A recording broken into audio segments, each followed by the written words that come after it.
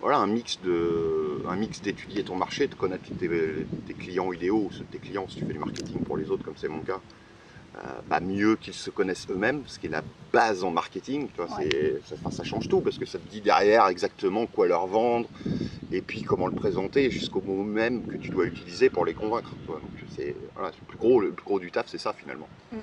Puis après, de travailler sur des concepts d'offres et des concepts de produits qui se démarquent de ce que tes prospects dans ton marché peuvent voir partout, et puis qui va encore plus leur montrer que ton truc va les aider à résoudre leurs problèmes, quoi. Finalement, c'est aussi simple que ça le marketing. Ouais.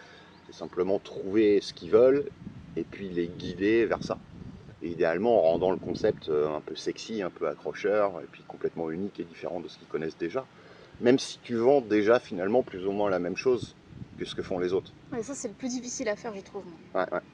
Trouver des concepts originaux, mais en même temps leur donner ce qu'ils veulent. Donc, Mhm. par exemple, dans le marketing, c'est comment remplir ta mailing list, Ouais, comment faire une formation qui se démarque de ça tout en proposant ça. Finalement, je trouve que c'est. ouais. Mais Toi, l'erreur, tu vois, ça serait de pas si tu bosses sur la ouais. thématique du marketing, ça serait de pas proposer ça. Parce que c'est le truc, c'est voilà, si tu le fais bien, c'est best-seller assuré, c'est un produit. Voilà, tout le monde a besoin de remplir sa mailing list, que ça soit la personne qui compte lancer son projet et qui n'a pas encore, ne serait-ce qu'une idée de, enfin, tu vois, qui n'a pas encore de site ou d'idée de produit, ce genre de truc, débutant total, ou même quelqu'un qui a déjà potentiellement, même quelqu'un qui a 1 million d'inscrits sur sa mailing list, il va toujours chercher à en avoir plus. Mm. Donc les gens ont toujours besoin de ça. Donc tu vois, c'est ces genres de trucs dans ta thématique sur lesquels tu es obligé de faire des offres. Mm. Voilà, où tu te prives d'un niveau de vente hallucinant. Tous tes produits, ça va pas être là-dessus, mais régulièrement, tu vas revenir sur ces thèmes-là. Mm. Et pour arriver à faire un carton, entre guillemets, vraiment que ça se vende, voilà, faut que tu donnes la sensation que ça soit nouveau. Toi, tu l'as fait avec, à l'époque du RGPD, là, ta formation, tu l'as appelée comment remplir sa mailing list, justement à l'époque du RGPD, je crois. Quelque chose comme Ouais, ça. le truc, ouais, c'était sans rien offrir contre Ouais. l'inscription. Donc, toi, le mécanisme unique, finalement, il était là. Mm. C'est juste des techniques voilà, qui fonctionnent forcément mieux aujourd'hui, d'ailleurs, que les techniques qu'on utilisait, que tout le monde utilisait toujours en blogging, etc., sur le fameux PDF que tu offres ou la série de vidéos que tu offres. Simplement, enfin, moi, toi, sur Lifestylers, par exemple, si tu instant pour moi.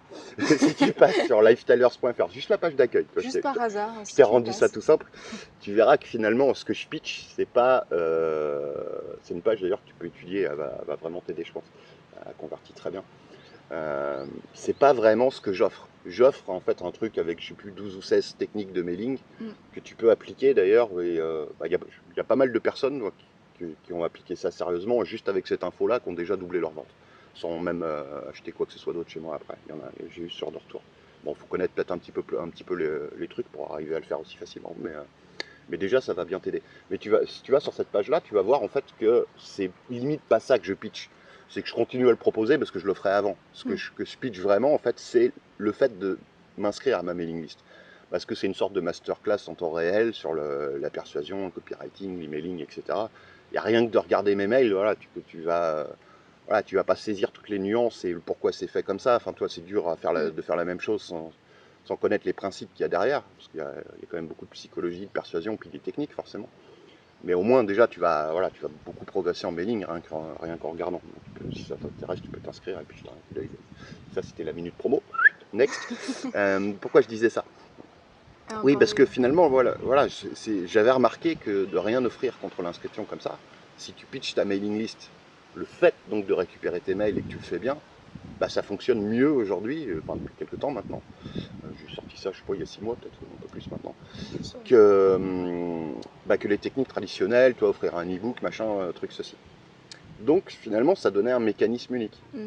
Truc, voilà, peut-être d'autres qui avaient proposé ça, mais probablement très peu.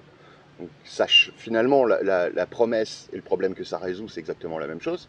Récupérer plus d'inscrits, monter sa mailing list pour derrière pouvoir avoir du monde à qui vendre tes trucs, tes services, tes produits, peu importe.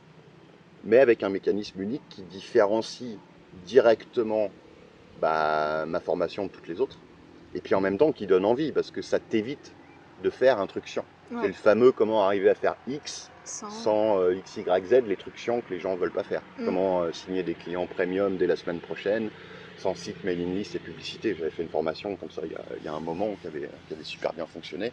sur cette trame-là. C'est des techniques de plus promesse classiques en fait, hein, mais Ouais. qui te permettent de conceptualiser des produits best-sellers. Ouais. Toujours chercher voilà, ce que les gens ne veulent pas faire.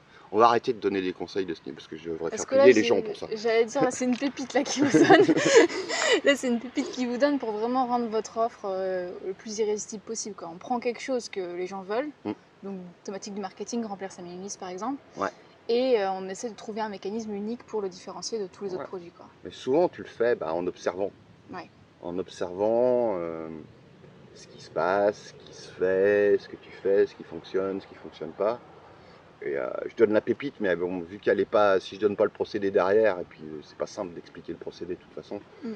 c'est pour ça que je te la file gratos, voilà, c'est la teuf. Souvent, des grosses pépites comme ça, enfin pas des grosses pépites, mais des mécanismes uniques qui m'ont permis de créer des produits qui ont le mieux fonctionné, ça a été en allant chercher dans des choses, dans des thématiques qui n'ont rien à voir.